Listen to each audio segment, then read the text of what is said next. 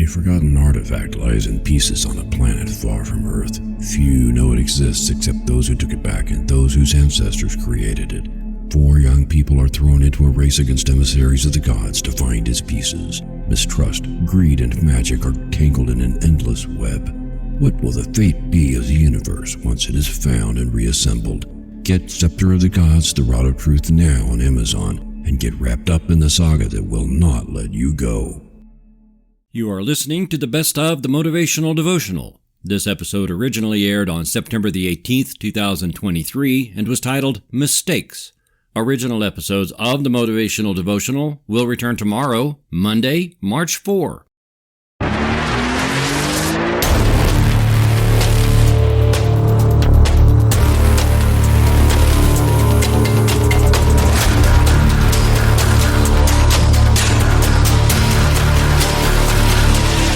Good morning, and welcome to the Motivational Devotional, where we are merging motivation and spirituality to create a daily dose of confident positivity.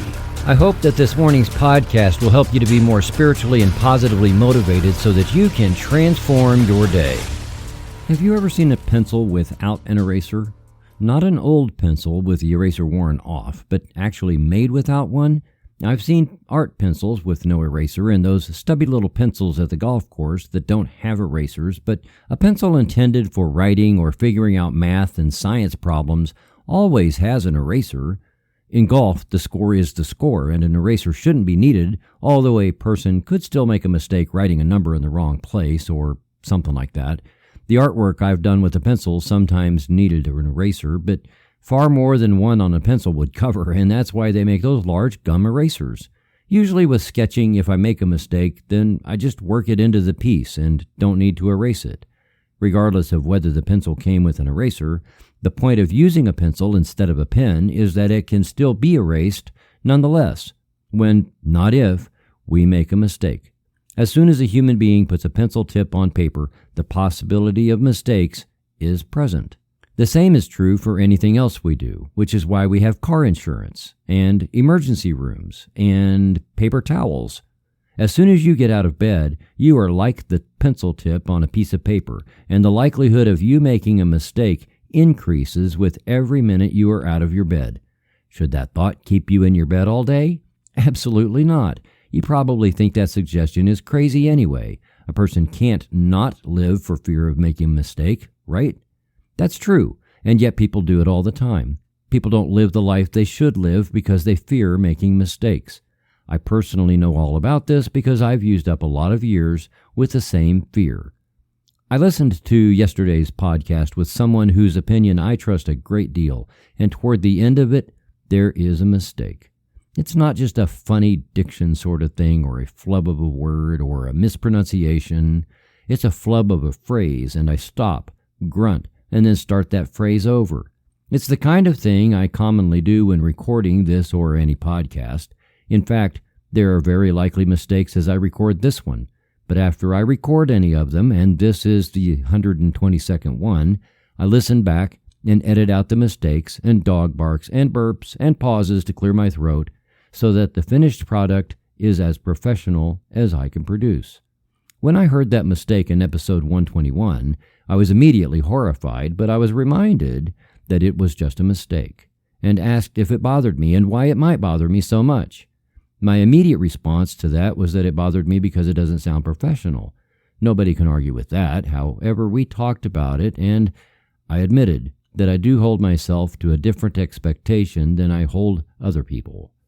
With my ADHD, I've had to learn to expend hyper effort in double-checking myself and my work so that what I do is no less professional or excellent than anyone else, even people who hire editors and producers for a lot of money.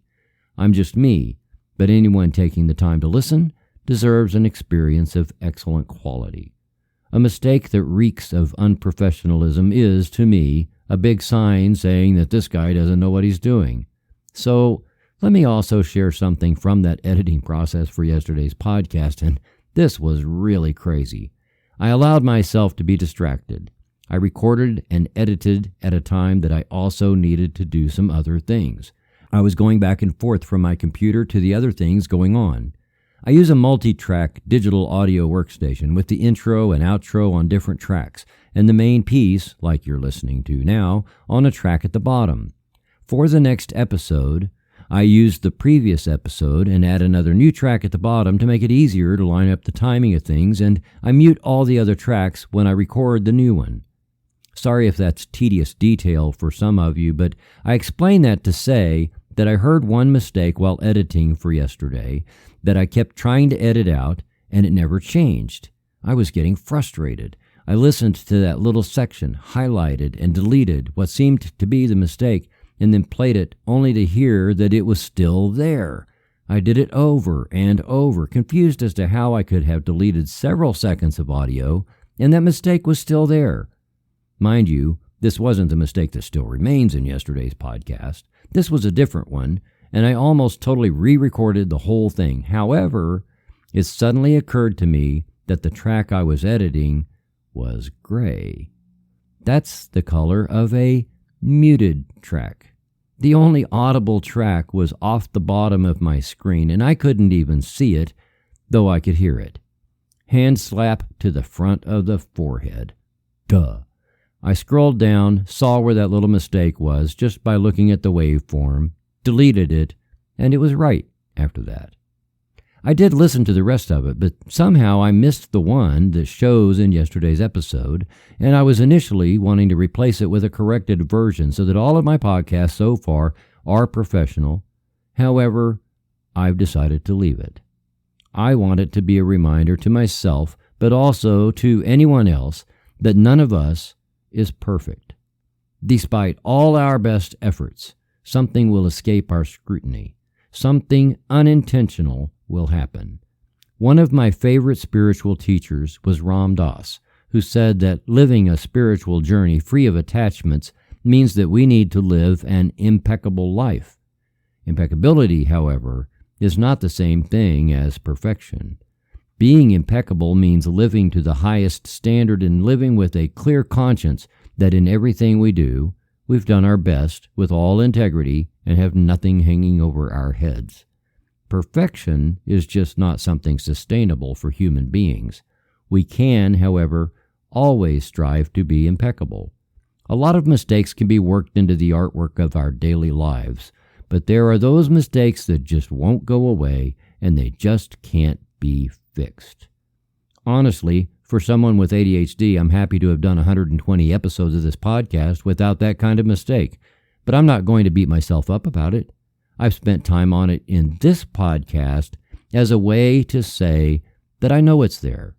To me, it's a glaring mistake, but I own it and accept it, and it is what it is. Moving on. I want to say to everyone that we need to accept our imperfections at the same level of our strengths, but our imperfections aren't measurements of our value. The value of a human being is immeasurable because we are all manifestations of the creative power of the universe.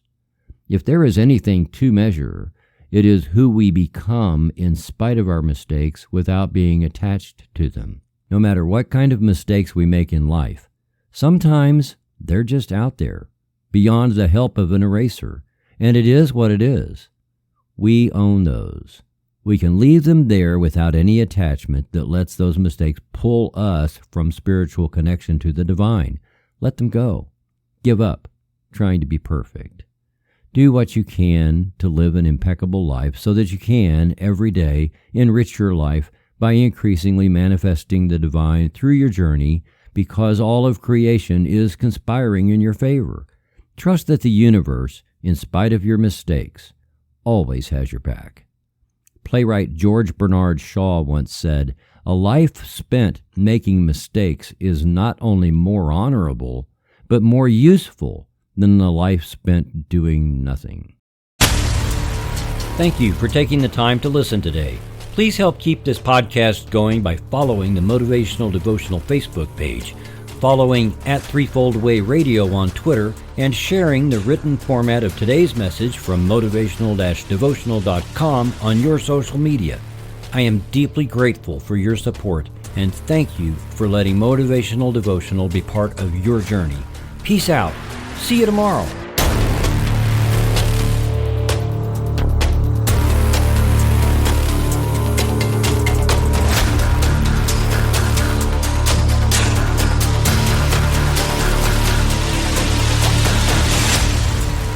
Devotional is a production of Threefold Way Radio, LLC.